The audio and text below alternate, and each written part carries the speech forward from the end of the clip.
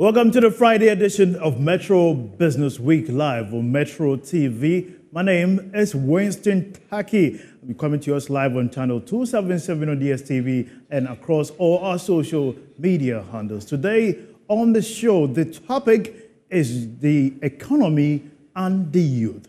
What are the prospects? What are the challenges that has been confronting the youth amidst the various economic fundamentals that has been achieved or not achieved this year? We want to understand the reality of how they've been coping this year compared to some of the policies and structures that government have put in place to ensure that most entrepreneurs and business who are kind of thriving can best have access to. I'd like to start, first of all, ladies first. So let me go to Nihad.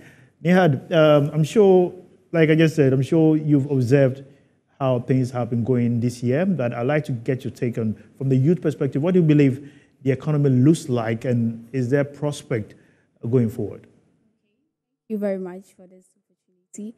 And first of all, I would like to extend my greetings to the Vice Chancellor of the University of Professional Studies. We can all attest to the good things and good works that he has done for the school in terms of our infrastructure and a whole lot. So UPSA is here today because of such a visionary leader. So I'd like to use this platform to say thank you to him and greet him as well. And also to the SRC executives and all leaders and staff of UPSA. So with regards to the economy, from my point of view, as the youth, we are all directly or indirectly affected by the decisions that are taken by our leaders when it comes to the economy. I mean, we can't live without the economy. We buy, we sell, because most of the youth are also into businesses. And as students, we also pay school fees, buy food, looking for places to sleep and all that. And I can say that the economy has never been the same. And also the prices of goods, for instance, has been skyrocketing, and we have to cope. Even with our chop money, the money that we have to use in buying of books and feeding, because at the university, for instance, definitely you have to buy food or even buy foodstuff. And sometimes we don't even know which one is better. We don't know whether to buy foodstuffs and actually cook or to go out and buy food, because they are almost the same. So it hasn't been very easy for us, and we hope that some of the policies that the government puts in place will help minimize the situation. Thank you. Well said, Nihad, and let me get Oppong's take as well. All right, so good afternoon to you all, good afternoon to our viewers. Now, coming from a national service perspective, I would like to touch a little bit on it. Now, the national service scheme, in relation to a country that has been beset by its own economic woes, is nothing to write home about. The scheme today, over 6 years now, has had a stagnant payment system, a stagnant payment structure that has led some service personnel in a constant dilemma as to whether they are to continue the service or even encourage their young ones who are yet to graduate to also take up the scheme. Okay, service personnel, the youth under the service scheme today are suffering. Okay, now these are people who are taking 559 cedis, yet they are expected to be at work earliest by 7:30 or 8:30 in the morning, and then close somewhere 5 or 6. Okay, now this is, as I said, these are people who are taking 559 cedis. These are people who are paying the same fares as a regular staff. In terms of time for reporting, what time do you think they should report to work? Oh, well, it depends on the agency. Okay, so you can't be specific on what time an agency should let its service personnel report to work. Okay, so it depends. Some start around 7:30, others start at 8:30. Okay, so for that perspective, it depends. Right. Just as I was saying, now these service personnel pay the same fares as a regular staff, buy the same food at the same rate as a regular staff. Okay, yet they are taking 559 cedis. So if we should see an active service personnel out there who is active in service, then kindly give that person a hug, because that person is currently going through a lot. Okay, so when it comes to the economy, it hasn't been fair to service personnel at all. All right. What said by Oppong Siaw with regards to what the challenges service personnel go through. And indeed, if you're watching us, the WhatsApp line will be placed on your screen. You can send us your messages in regards to today's topic. You indeed hear what the youth have to say, and then what if you also have some contribution to the show or suggestions, you can at least send us your thoughts and we'll read it live here on the show. So let me get Jimmy Mawuse Adanbe. He is an Mphil student with the economics department where I also studied. So Jimmy, welcome to the show. Thank you. Economics, I don't have to give you a question. just go straight to your point. Well, so let me say that my overview of the Ghanaian economy as at now, we are in a very hard time, a very difficult situation that we have at hand. Prices of almost every commodity is skyrocketing. Somewhere last year specifically, with a minimum of 7 cedis, 8 cedis, you should be able to get the usual gobe that we used to manage on campus. However, currently you need at least 15 cedis to be able to sort yourself out if you want to even take gobe. Life as students and life on campus is very difficult. I would say that largely now, instead of the usual student companion where we learn grammar from, should have been at our hearts. Everybody have embedded themselves in Gobe as a life companion. Otherwise, you can't survive the situation on campus. Prices of accommodation, very, very high. As far as you go to Pent, Ibani, all those hostels, you could see prices as far as 23,000, which is almost equivalent to even paying for a master's school fee. So life as students and life as youth is very, very difficult. In addition to that, there have been a lot of agitation among young ladies on campus. We've seen University of Ghana, GRASAC, the Women's Wing, leading advocacy for the reduction in the prices of sanitary pad and then menstrual hygiene products. According to them, the price has really skyrocketed. And this really impacts every home because at least almost every home, there are ladies in there. And as a country which we are trying hard to reduce our expenditure relative to health, we should as much as possible make effort to put systems in place that will directly gear towards preventive health care as compared to the curative where people have to get sick before we have to spend. So with the intention of reducing our burden on the health insurance and its relative costs, I think government should directly look at the taxes that has been slapped on this sanitary pad. My research shows that even in the classification of this sanitary pad, it has been classified as a luxurious good, and for that matter, a 20% extra tax had been slapped on the product. And it's affecting a lot of young people, not only students, even people in the rural areas and across the entire country. So these are some of the challenges that we have as at now. But I believe that as we delve into the real issues, I'll be able to chain out the difficulty of the young people. Right. Notwithstanding that also, as a student on campus, I've engaged I think, I'll come back to you because I'm just taking an introductory statement from or possibly just all of to you. buttress his point on the NSS. There's more time for that conversation. But let me get William into it as well. William, you have been a social activist. You've seen how policy structures have been laid down and direct impact on, just as you've heard some of your colleagues speak, that indeed this has affected them drastically. What is your take? Winston, first of all, I want to say a very good afternoon to the good people of the Krifunyemailowa constituency. With regards to that, I think my colleagues are right.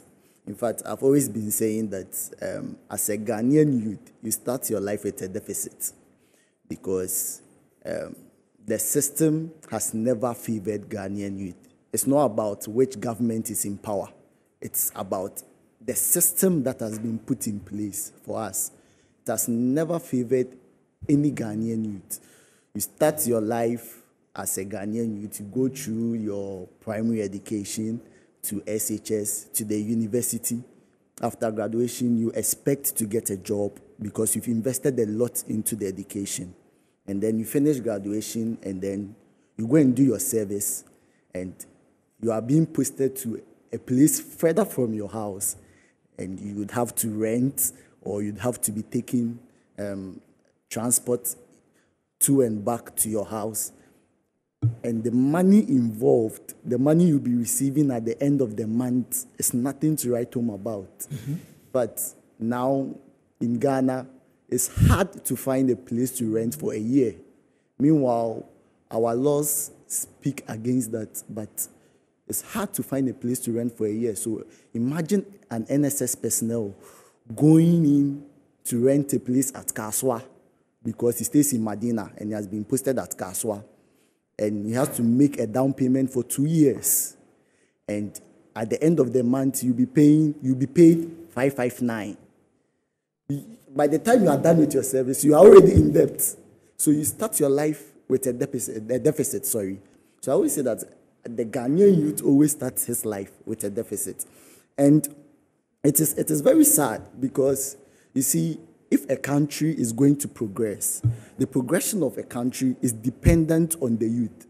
So if your youth are not motivated enough, your youth are indebted just because they are Ghanaians, just as I explained, it brings a kind of frustration, and it is evident everywhere. Now you can hear about the suicide attempts in university campuses, the killings here and there, girlfriend, boyfriend killings. And sometimes I don't attribute them to the situation. I attribute them to the frustration of the country, because people are frustrated. People are very angry and frustrated. So the least opportunity they get, they leash the frustration on another person. And if they don't get a victim, they tend to take their own lives. And that's what has been happening on the campuses.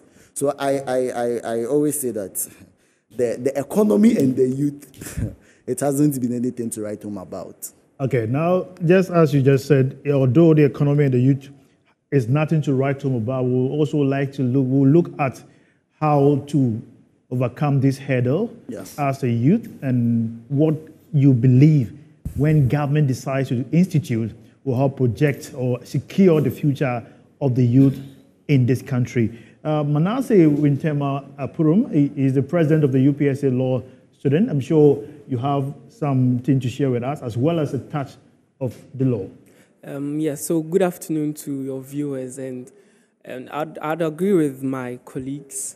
I think growing up in Ghana has become scary. I mean, becoming an adult is really scary right now. And you know that when you grow up, there are things that you would have to deal with. There are issues that becoming an adult come with. However, with the state of affairs right now, you don't even have to become an adult before you experience these. You are experiencing them in the moment. And why do I say this? I am a student. I wake up on a Monday morning, I go to the market, and tomatoes, I would only get 2 for 5 cedis. The next Tuesday, I go to pick a trotro, and the prices are increased. The next day, they say the school fees has been increased. I mean, we are seeing increment in a lot of the things that are important to us as students. And that is a start point of everything. Because if the basic things we need to survive are being increased like at this rate, then you can imagine what it means to us. Meanwhile, we have, everything that happens, even though it might not be directly ventured or geared towards us, if it's to our parents, it indirectly affects us. And so there is haircuts. Probably somebody's mother planned that I am going to make this investment. It's going to mature at this point in time. And so I'm going to be able to pay Kofi's school fees. The time comes, and then the money, the principal he's not even getting, to talk about the interest on it.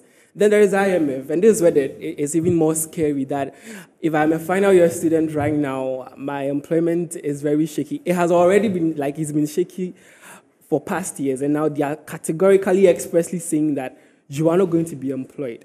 So I think it's scary. That's what I can say for now. The economy, with the way it's going, for us as youth, is really scary.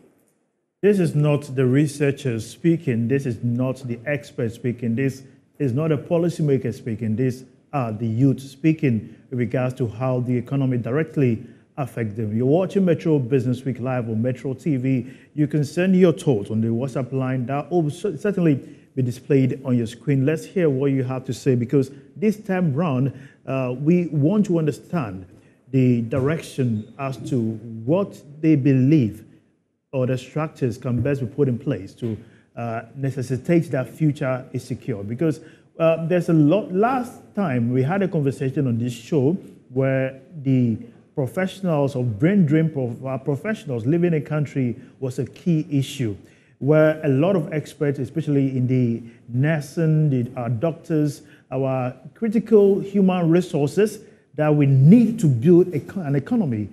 Singapore, China, and all of they prioritize this aspect because they know every idea, you need implementers or technocrats to put them into reality, and these people are leaving. So this time we want to understand from the youth what they believe, when put in place, will help secure this whole agenda going forward. Nihad, you made very critical point, but I also want to get from you in terms of building our nation, from the advocacy, from the structure, from the economy, especially also supporting women businesses.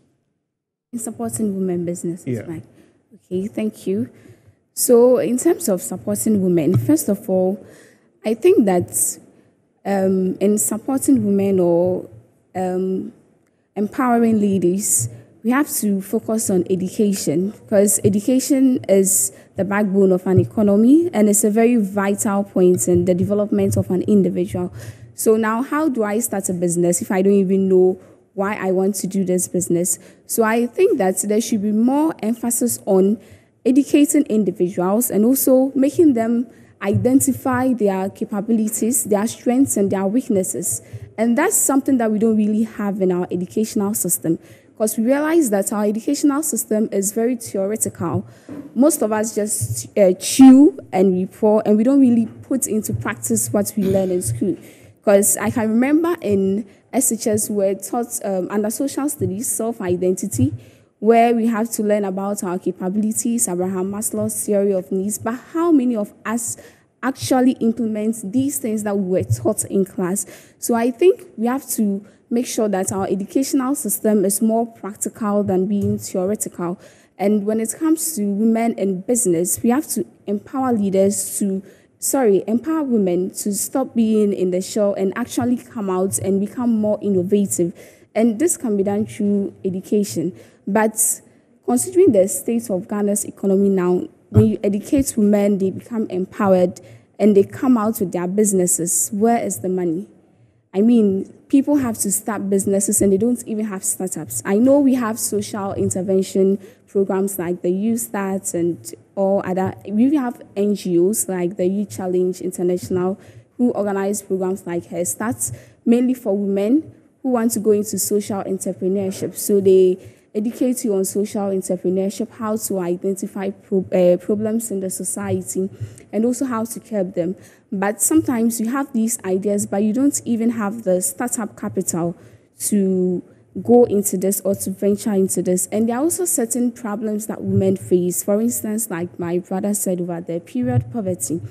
Women in rural areas, obviously, they want to educate themselves, they want to engage in businesses, but some of the challenges that they face has to do with the cost of sanitary pads. I mean, in Ghana or in Africa, some women feel like, or society makes menstruation feel like a sickness or something. So where a woman is even in her period, she can't, maybe she has cramps or something, she's not really fit, but here she has to go in a competition with the males and all that, and she has to get things like sanitary pad. I mean, if you're in your period and you don't have a sanitary pad, how can you work?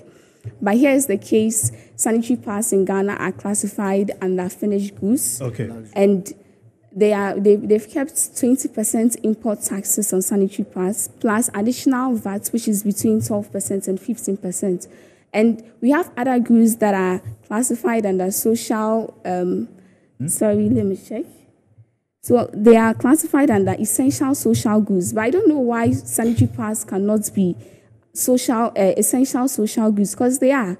So I think that some of these things, the government should try to identify the root cause and not just come up with businesses or startup businesses. I mean, the implementation process must be sustainable and transparent. Well said, Nihad.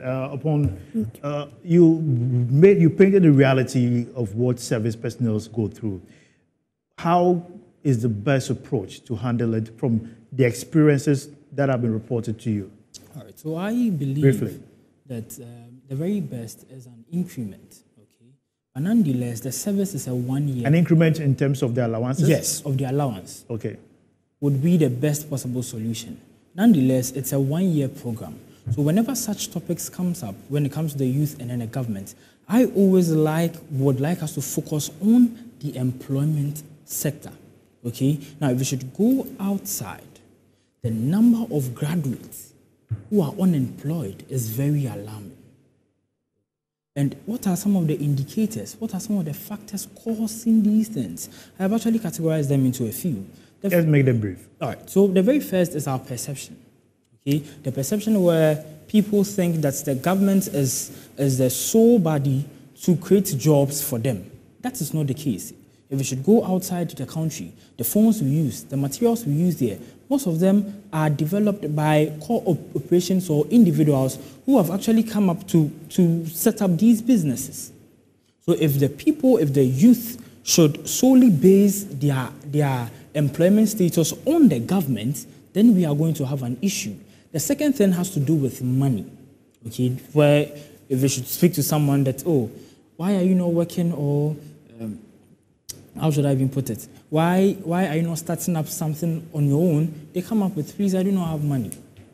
Just last week or last 2 weeks, CTVET, I don't know if you know CTVET, Commission for Technical and Vocational Education and Training.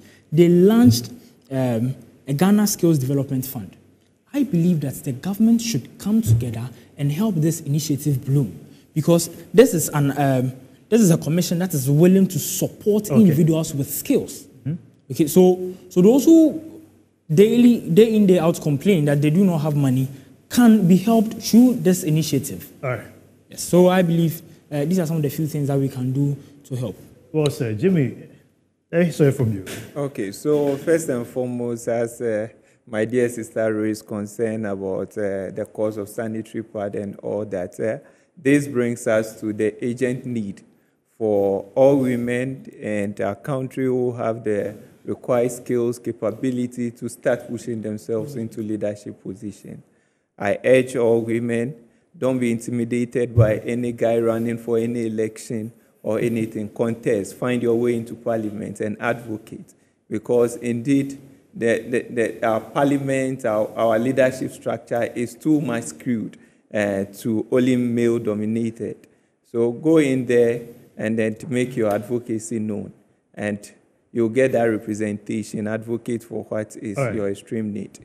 Moving away from that, I think that as we are heading towards a budget review, one of the things that I'm expecting government to do is to focus on private sector development, because we've seen that for the IMF agreement, we have two roles to play, which is one, reduce employment, and the second one is that salaries will stay stagnant for some time. So the employment inflow would not be there. By implied reasoning, the only last resort we have to is for the private sector to basically expand its base to absorb the youth that are not employed. And the youth unemployment is very high. Yeah. So hopefully I'm expecting that government would chain out policies on tax exemptions, would chain out policies that would basically help the private sector grow. Yeah. All right. To the far end too, my expectation is that government will try to block the loophole in our revenue generation system. Every day we talk about it, that we don't have enough revenue, and that is leading us into borrowing and all that. And we also know from Auditor General's report and other reports how much the Ghana Revenue Authority lose due to the system challenges that we have. So we should try as much as possible and close the gap. Irrespective of that, one may question that we argue that the revenue inflow is not huge. But what are we doing with the limited ones we have? Okay. Let's try and then prioritize.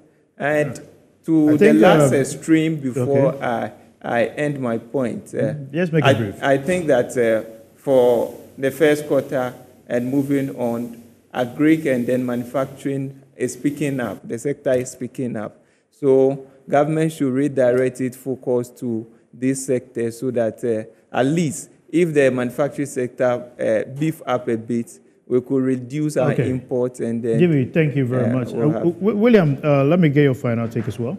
Okay, so I would actually touch on what I think we want to hear. Can I make it brief because of time? So I think, first of all, there should be a reduction of taxes.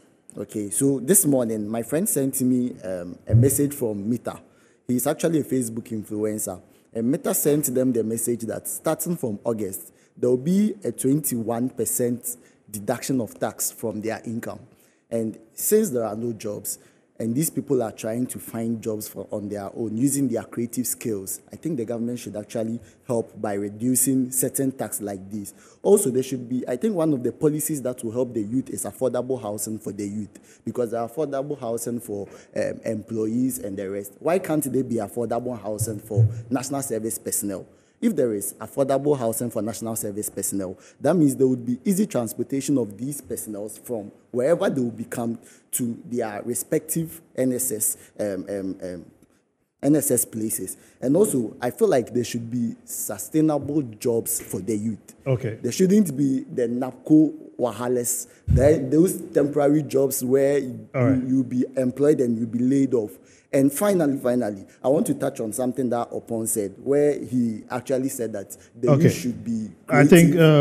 I think, unfortunately, time is catching up with us. Let me get the last one from just briefly. Okay, so I think that everything that my colleagues have said is true, but it all boils down to prioritizing the youth.